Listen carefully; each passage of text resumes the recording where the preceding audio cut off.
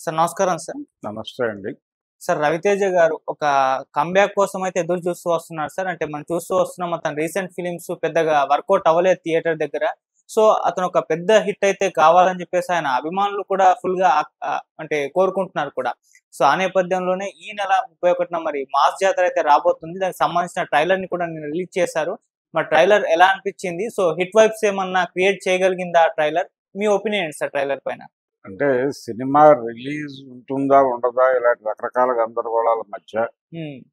ఫైనల్‌గా అది ఆడియన్స్ ముందుకు తీసుకురావడానికి, మాస్ ముందుకు తీసుకురావడానికి జాతరని రెడీ చేశామనేది ఈ ట్రైలర్ ద్వారా చెప్పదలుచుకున్నారు ప్రొడ్యూసర్లు. హ్మ్. సో, 31వ తారీఖు రిలీజ్‌కి రెడీ అయిపోయింది. అయితే అదే రోజు 'బాహుబలి' ఎపిక్ గూడా ఉంది. అవును. ఈ రెండిటి మధ్య పోటీ నెలకొనేటువంటి అవకాశం ఉంది అనేది చెప్తున్నారు గానీ, 'బాహుబలి' ఆడియన్స్ వేరు. అంటే ఈ ఆడియన్సే దానికి కూడా వెళ్తారు. వాళ్ళే దీనికొస్తారు. అది దీనికి పోటీ అని అనుకోనక్కర్లేదు కానీ, కొంత ప్రభావం అయితే చూపిస్తుంది అది ఖచ్చితంగా. కాబట్టి ఇది ట్రైలర్ చూసిన తర్వాత రొటీన్ 'రవితేజ' సినిమా లాగానే ఉందది. 'రవితేజ' సినిమాల్లో హ్మ్. ఆయన అభిమానులు ఏం కోరుకుంటారో వాటన్నిటిని అలా కలుపుకుంటూ ఒక కథని అల్లేటువంటి ప్రయత్నం ఏదో జరిగింది. అంతే తప్ప హ్మ్. కొత్తదనం కొత్తగా ఏమీ అనిపించలేదు. చాలా అంటే ఒక ఇప్పటివరకు 'రవితేజ'తో తలబడనటువంటి విలన్ని పెట్టినట్టున్నారు 'నవీన్ చంద్రని'. హ్మ్.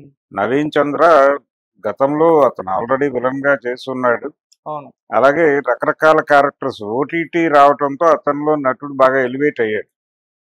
అలా జనాలకి బాగా కనెక్ట్ అయినటువంటి ఒక నటుడిని విలన్ క్యారెక్టర్‌లో పెట్టటం, వాళ్ళ మధ్య జరిగేటువంటి ఘర్షణలు అవన్నీ చాలా బలంగా, ప్రభావవంతంగా తెర మీద కనిపించే అవకాశం ఉంది. హ్మ్. ఆ హామీని ట్రైలర్ ఇచ్చింది.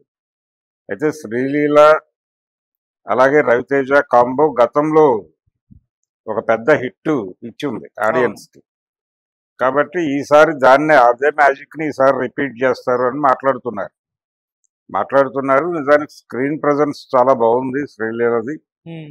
అలాగే తను శ్రీకాకుళం యాసలో మాట్లాడిన డైలాగులు, అలాగే రాజేంద్ర ప్రసాద్ క్యారెక్టర్ అంటే టోటల్‌గా సినిమా ఎక్కడ ఆడియన్స్‌ని డీవియేట్ చేయకుండా, హ్మ్. థియేటర్‌లో బోర్ కొట్టించకుండా నడిపేటువంటి ఒక అంటే దీన్ని ఎలా చెప్తారంటే ఈ తరహా సినిమాలని హ్మ్. రొటీన్ ఫార్ములాలో ఉన్నప్పటికీ, హ్మ్. జనాలకి తెలిసిన కథే అయినప్పటికీ, హ్మ్. జనాల్ని ఎంగేజ్ చేయగలగటం అనేది కమర్షియల్ డైరెక్టర్లకు ఉండేటువంటి క్వాలిటీ. ఓకే. అది సాధన చేసి ఈ సినిమా తీసినట్టుగా అనిపించింది. రాజేంద్ర ప్రసాద్, అలాగే నరేష్ వీళ్ళందరినీ మోప్ చేశారు సినిమాకి. ఎందుకు చేయాల్సొచ్చింది అంటే, కాదంబరి కిరణ్ వీళ్ళందరినీ ఎందుకు పెట్టాల్సొచ్చిందంటే, ఆడియన్స్‌ని ఎంగేజ్ చేయటానికి. ఆ ఎంగేజ్ చేయటం అనే ప్రోగ్రాము కథగా చెప్పుకోవడానికి ఏమీ పెద్దగా లేదు దీనిలో. ఏదో ఒక మారుమూల ప్రాంతము, అది ఆ ప్రాంతపు ప్రజలను ఎక్స్‌ప్లాయిట్ చేసేటువంటి ఒక మాఫియా గ్యాంగు. హ్మ్. ఆ మాఫియా గ్యాంగ్‌కి సహజంగానే మాఫియా బిజినెస్ అయినటువంటి అది గంజాయి దగ్గర నుంచి మొదలుపెడితే డ్రగ్స్ వరకు మాదక ద్రవ్యాల వ్యాపారము. ఆ మాదక ద్రవ్యాల వ్యాపారాన్ని అరికట్టడానికి అంటే వీళ్ళు రకరకాల పద్ధతుల్లో ట్రాన్స్‌పోర్టేషన్ చేసేయటం, దానికి రైల్వే రూట్స్‌ని వాడుకోవడం. దీన్ని అడ్డుకునేటువంటి ఒక powerful railway police officer RPF అంటాం మనం. హ్మ్. Railway protection force. అది మాత్రమే కాదు అతను ఒక స్పెషల్ మిషన్ మీద వచ్చాడని ఆ క్యారెక్టర్‌కి, ఆ పొజిషన్‌కి ఒక చిన్న ఎలివేషన్ ఇచ్చారు.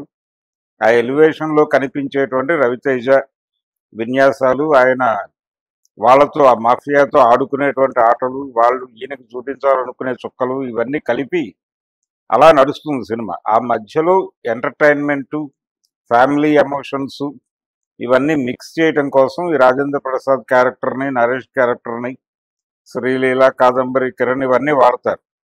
అలాగే ఈ మాఫియాలో ఉన్నటువంటి సెకండ్ గ్రేడ్ బ్యాచ్‌తో ఒక కామెడీ జనరేట్ చేయటం అనేది ఒక ఫార్ములాగా 'రవితేజ' సినిమాల్లో మొదటి నుంచి నడుస్తోంది. దాని ఛాయలు కూడా కనిపించినాయి.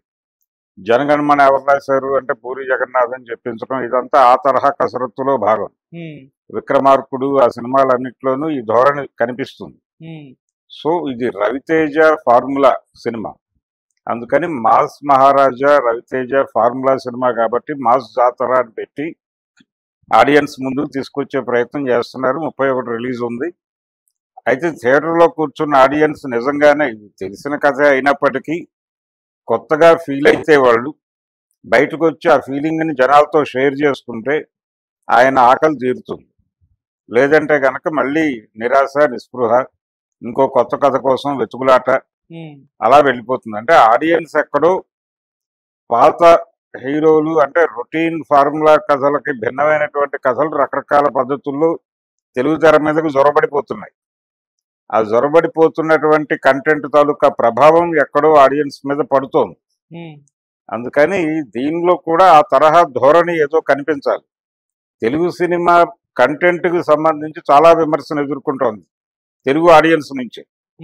పర్టికులర్గా ఓటీటీలుగా విపరీతంగా అలవాటు పడిపోయినటువంటి జనాలు థియేటర్లో రిలీజ్ అవుతున్నటువంటి పెద్ద హీరోల సినిమాల గురించి ఎటువంటి అంచనాలకి రాలేకపోతున్నారు.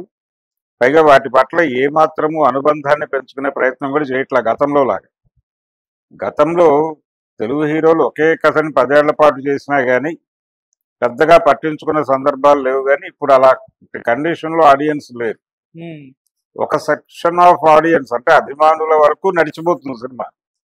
కానీ అభిమానులతోనే వసూళ్లు, అభిమానులతోనే లాభాలు రావు. సాధారణ ప్రేక్షకుడు ఓటీటీ ఆడియన్స్ కూడా థియేటర్కి రష్ అవ్వాలి. అలా మూవ్ చేయగలిగేంత ఏదైనా ఉందా దీనిలో? ఈ మాస్ ఎలిమెంట్స్ అన్నీ ఉన్నాయని చెప్పాడు ట్రైలర్లో. ఇవి కాకుండా అసలు ఇంకేదైనా ఉందా అనే దానికి సంబంధించి క్లారిఫికేషన్ లేదు దీనిలో. ఇన్ని పెట్టాం మేము మీకోసం, ఇంత మెనూ సిద్ధం చేశాం మీకోసం అని చెప్పేసి ఒక కార్డు రిలీజ్ చేశారు. బాగానే ఉంది. అది తింటే తప్ప రుచి తెలియదు.